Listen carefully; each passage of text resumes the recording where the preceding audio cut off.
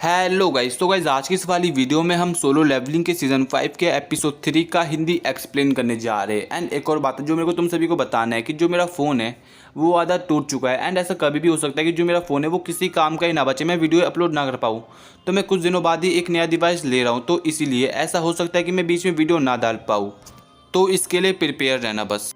और वीडियो को स्टार्ट करने से पहले अपने रितेश भाई को दिल से शाउट आउट। एंड अगर तुम भी चाहते हो कि मैं तुम्हारा नाम अपनी वीडियो में लूँ, तो जब वीडियो अपलोड होती है उसी के तुरंत बाद तुम्हें एक कमेंट करना है, जिससे मैं तुम्हारा कमेंट पिक करूँगा एंड नेक्स्ट वीडियो में तुम्हारा नाम लूँगा। तो अब वीडियो को स्टार्ट करते हैं। तो प्रीवियस वीडियो की एंड में हम लोगों ने देखा था कि अब जिन्वो की फाइट है गॉड स्टैचू से, तो अब वीडियो को इससे आगे स्टार्ट करते हैं। नेक्स्ट चैप्टर के स्टार्टिंग में हम लोग मिस्टर गो एंड जापान के चेयरमैन मात्सुमोटो को देखते हैं, जो कि एक साथ बैठे हुए होते हैं। फिर चेयरमैन मिस्टर गो को कॉन्टैक्ट दिखाते हैं एंड बोलते हैं जितने भी जेजू आइलैंड रेट पे असेसिन स्टोन मिले थे वो हम सब आपको देते हैं। और ये बात सुनने के बाद मिस्टर गो को कुछ समझ नहीं आता, तो वो जापान के चेयरमैन से बोलते हैं पर क्यों। तो चेयरमैन बोलते हैं क्योंकि हम इसके बदले संग जिन्वो को हायर करना चाहते हैं। तो फिर मिस्टर गो हंसते हुए चेयरमैन को बोलते हैं मेरे को माफ़ करना, क्योंकि जो संग जिन्वो है वो हंटर एसोसिएशन का हिस्सा नहीं है। मिस्टर गो की बात सुनने के बाद चेयरमैन मिस्टर गो को बोलते हैं ये सब मैं जानता हूँ, लेकिन हम संग जिन्वो से कांटेक्ट बस आपकी हेल्प से ही कर सकते हैं। एंड हमें बस एक मौका चाहिए उसके साथ नेगोशिएट करने का। कॉन्टैक्ट देखने के बाद मिस्टर को अपने मन में सोचते हैं कि ये लोग हमको काफ़ी सारा पैसा दे रहे हैं, लेकिन ये लोग समझ चुके हैं कि जापान में जो एस्ट्रेंगेट अपेयर हुआ है इनको वो हैंडल नहीं कर सकते। एंड इसीलिए इन्हें संग जिन्वो की मदद चाहिए, और ये ऑफर इतना बुरा भी नहीं है। फिर मिस्टर को कॉन्टैक्ट डेस्क पे रखते हैं एंड मात्सुमोटो को बोलते हैं मैं आपसे बिना इंटरप्टर के बात करना चाहता हूँ। ये बात सुनने के बाद चेयरमैन थोड़ा नर्वस होते हैं एंड मिस्टर को बोलते हैं क्या आप जापानीज जानते हो। तो मिस्टर गो चेयरमैन की बात का जवाब देते जब मैं बच्चा था तो मेरे फादर की जापान में एक छोटा सा बिजनेस था एंड इसीलिए मैं जापानीज जानता हूँ। फिर जो दोनों इंटरप्टर होते हैं वो बाहर चले जाते हैं एंड उसके बाद मिस्टर गो मुद्दे पे आते हैं एंड बोलते हैं चेयरमैन मात्सुमोटो अगर आप यहाँ पे कुछ षड्यंत्र रचने की सोच रहे हो तो वहीं पर रुक जाओ। और ये बात सुनने के बाद चेयरमैन मिस्टर को बोलते हैं आपके कहने का क्या मतलब है। तो मिस्टर को बताते हैं मैंने र्यूमर सुने कि जो ब्लेड गिल्ड है उन्होंने आपके साथ रिश्ता तोड़ दिया है। और जब ये बात मात्सुमोटो सुनते तो वो काफ़ी शॉक्ड हो जाते हैं एंड मिस्टर को बोलते हैं आपको ये सब कैसे पता चला। एंड मिस्टर को अभी भी नहीं रुकते, वो ये भी बोलते हैं ये तो बस छोटी मोटी बात है, मैं तुमको एक और चीज़ बताता हूँ कि जो हंटर एसोसिएशन का फंड है उसे ब्लेड गिल्ड ने रिजेक्ट कर दिया है एंड अब वो गवर्नमेंट सब्सिडी का यूज़ कर रहे हैं, क्योंकि जो गोटो रियोजी था उसका ब्लेड गिल्ड में काफ़ी ज़्यादा दबदबा था। एंड उसके जाने के बाद जो सभी जापान गिल्ड्स है वो पावर्स के मामले में स्ट्रगल कर रही है एंड इसीलिए जो ब्लेड गिल्ड है वो सभी से अलग हो गई एंड जो दूसरी गिल्ड है उनके बीच लड़ाई हो रही है। एंड जो मैं बोल रहा वो सही है ना मात्सुमोटो सर। एंड अगर जो जापान में एस्ट्रेंगेट अपेयर हुआ है वो सही से ब्लॉक नहीं हुआ तो इन सब की जिम्मेदारी आप पे आएगी। एंड ये बातें सुनने के बाद मात्सुमोटो की काफ़ी फट रही होती है। फिर जो मिस्टर गो होता है वो मात्सुमोटो के सामने कैमरा निकालते हैं एंड बोलते हैं मैं आपका इंटेंशन जानता हूँ कि आप चाहते थे कि जो गोटो रियोजी है वो जापान को रिप्रेजेंट करे, और जो भी जापान में कॉन्फ्लिक्ट हुआ है वो बस आपकी चालाकियों से हुआ है। इतना सब सुनने के बाद मात्सुमोटो भी लाइक भाई ये तो मेरी धीरे धीरे पोल खोल रहा है। एंड वो ऐसा दिखावा करता है कि वो इस कैमरे को जानता ही नहीं, उसे पता ही नहीं कि ये क्या चीज़ है।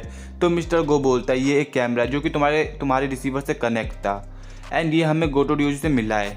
फिर मिस्टर गो अपनी पावर रिलीज़ करते हुए बड़े गुस्से में मात्सुमोटो को बोलते हैं तुम्हें क्या लगा मैं इस चीज़ को नहीं ढूंढ पाऊंगा। इतना सब कुछ कलेश करने के बाद तुम्हें ऐसा लगता है कि हम तुम्हारे साथ नेगोशिएट करेंगे। अगर सोचो ये सब चीज़ें हमने जापान को बताया तो तुम्हारे साथ क्या होगा। एंड जो मात्सुमोटो होते हैं उनके चेहरे पे तुम डर साफ साफ देख सकते हो। उसके बाद जो मिस्टर गो होते हैं वो उस कैमरा को तोड़ते हैं एंड फिर मात्सुमोटो को बोलते हैं तुम्हारी चालाकियों ने साउथ कोरिया को ही नहीं पूरे एशिया को खतरे में डाल दिया था, तुम्हें तो संग जिन्वो को थैंक यू बोलना चाहिए, उसकी वजह से हम सभी बच पाए हैं। उसी के बाद फिर सीन चेंज होता है एंड हम लोग देखते हैं काफ़ी सारे स्टैचूज़ को जो कि जिन्वो के शायद ही आगे बढ़ रहे होते हैं उसको ख़त्म करने के लिए। बट इसी के साथ जो गॉड स्टैचू होता है वो भी जिन्वो पे लेज़र अटैक करने के लिए रेडी हो जाता है, और ये चीज़ जिन्वो सेंस कर लेता है एंड वो समझ जाता है कि वो अभी इस अटैक को डॉज नहीं कर सकता, तो वो अपने कमांडर टच स्किल का यूज़ करता है और नॉर्मल स्टैचू को सील के तौर पे यूज़ करता है उस लेज़र अटैक से बचने के लिए। और अब जिन्वू समझ जाता है कि अगर उस पर डायरेक्ट हिट लगा उस लेज़र अटैक का तो जिन्वू सर्वाइव नहीं कर पाएगा, चाहे उसका लेवल अभी कितना भी क्यों ना हो। और अब उसका टारगेट होता है गॉड स्टैचू। उसी के बाद फिर हम लोग देखते हैं कि जो जिन्वू होता है वो बहुत तेज़ी से गॉड स्टैचू की साइड आगे बढ़ता है, लेकिन जो गॉड स्टैचू होता है वो जिन्वू को कुचलने की कोशिश करता है अपने पैरों से, लेकिन वो कर नहीं पाता।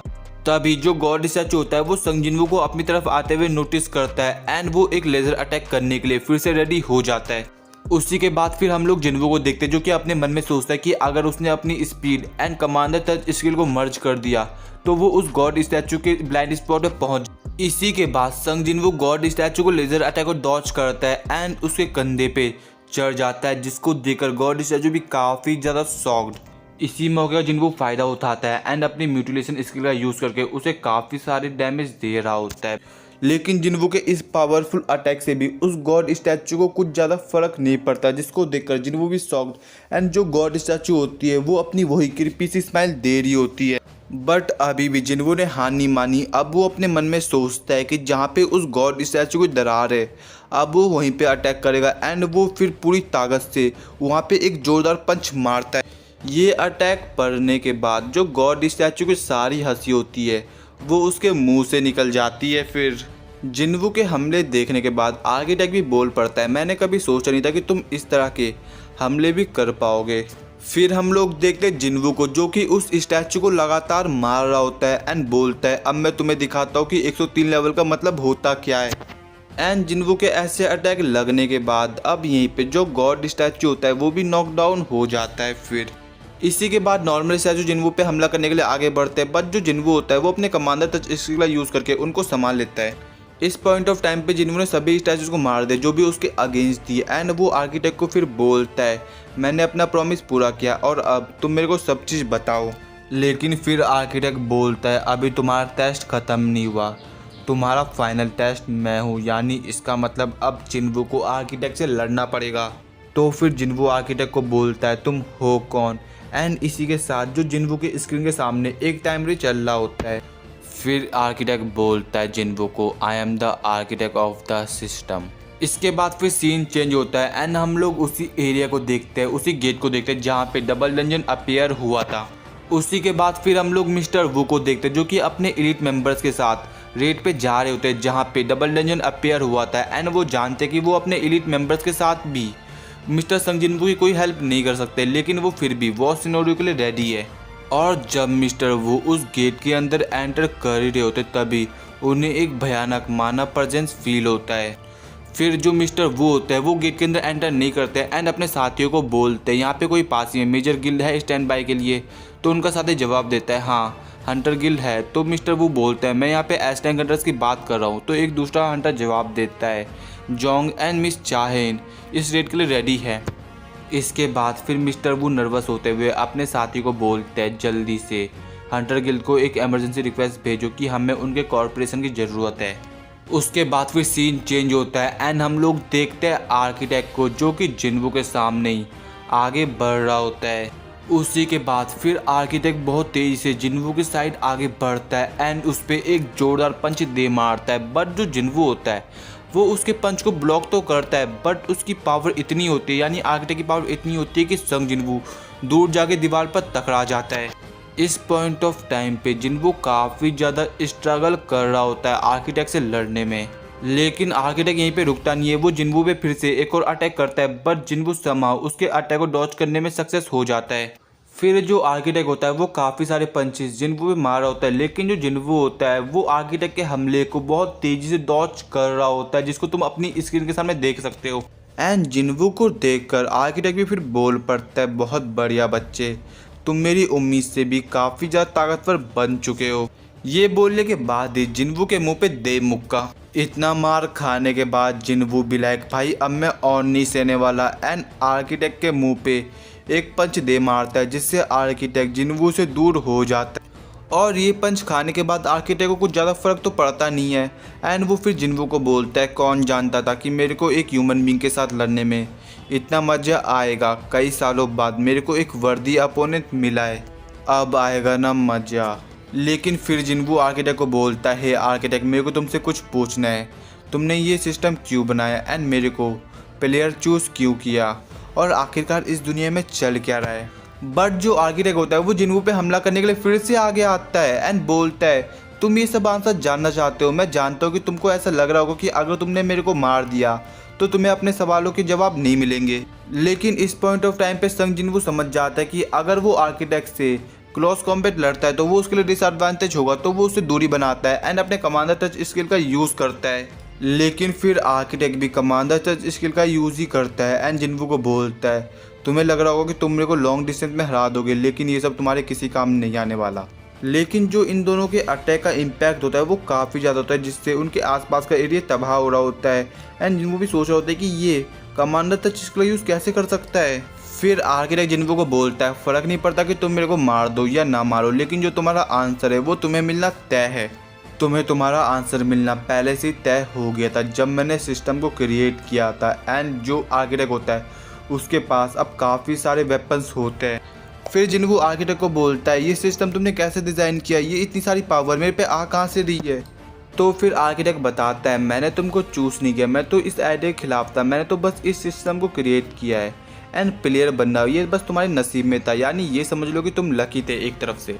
और अब जो आर्किटेक्ट है वो जिन्वू पे अपनी पूरी पावर से अटैक करने वाला है और दोनों के बीच एक घमासान युद्ध चल रही होती है एंड देख के ऐसा लग रहा होता है कि आर्किटेक्ट का इस फाइट पे अपर हैंड है। लेकिन अचानक से जिन्वू को ऐसा लगता है कि जो उसके सेंसेस है वो काफ़ी शार्प हो चुके हैं, उसे कुछ समझ नहीं आ रहा कि ये कैसे हुआ है।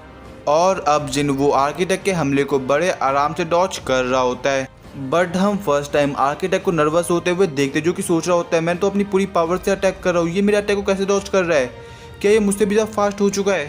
तभी जिन्वू आर्किटेक्ट के एक हाथ को काट देता है। इस चीज़ को देखकर आर्किटेक्ट बोलता है मैं एक फेक बॉडी के अंदर हूँ फिर भी मेरे को बहुत दर्द हो रहा है। फिर आर्किटेक्ट चिल्ला के जिन्वू को बोलता है तुम्हारी हिम्मत कैसे हुई घटिया इंसान। इस पॉइंट ऑफ टाइम पे हम लोग देखते हैं कि जिन्वू के पास काफ़ी कम टाइम बचा हुआ है एंड इसी के साथ साथ जो सभी स्टैचूज होते हैं जिनको जिन्वू ने हराया था वो फिर से जागृत हो जाती है। लेकिन जिन्वू अभी भी हार नहीं मानता, वो अपने कमांडर अथॉरिटी स्किल का यूज़ करके जो नॉर्मल स्टैचूज होते हैं उनको अपने से दूर रखता है। उसी के बाद फिर जिन्वू काफ़ी तेज़ी से आर्किटेक्ट की साइड आगे बढ़ता है एंड उस पर काफ़ी सारे अटैक्स कर रहा होता है जिसको तुम अपनी स्क्रीन पे देख सकते हो एंड ये देखने में काफ़ी ज़्यादा ऑसम लग रहा होता है। इसी के बाद जो आर्किटेक्ट होता है वो अपने शॉट से जिन्वू पे हमला करता है और जिन्वू के सामने फिर सील वाला स्टैचू आता है जो कि जिन्वू को रोकने की कोशिश कर रहा होता है। और ये वही सेम स्टैचू जिसने जिन्वू को मारने की कोशिश करी थी जब जिन्वू कमजोर था एंड ये सोच के जिन्वू को काफ़ी ज़्यादा गुस्सा आ रहा होता है। और फिर सबसे पहले जिन्वू उस स्टैचू को ही मारता है जिसने जिन्वू को सबसे पहले मारने की कोशिश करी थी। इसके बाद फिर जिन्वू को टारगेट होता है आर्किटेक्ट एंड वो आर्किटेक्ट के जितने भी हाथ होते हैं वो उन्हें काट के रख देता है और उसे हार मानने में लास्ट में जिन्वू मजबूरी कर देता है एंड यहीं पे जो अपना एपिसोड होता है वो खत्म हो जाता है। तो गाइज अगर तुम्हें आज की ये वाली वीडियो जरा से पसंद आई हो तो वीडियो को लाइक, चैनल को सब्सक्राइब एंड इस वाली वीडियो को अपने दोस्तों के साथ शेयर भी कर देना। एंड अगर तुम्हारा कोई भी डाउट हो किसी भी एनिमे को लेकर तो तुम मुझे इंस्टाग्राम पे DM कर सकते हो। तो अब मिलते हैं नेक्स्ट वीडियो में, तो अभी के लिए बाय बाय।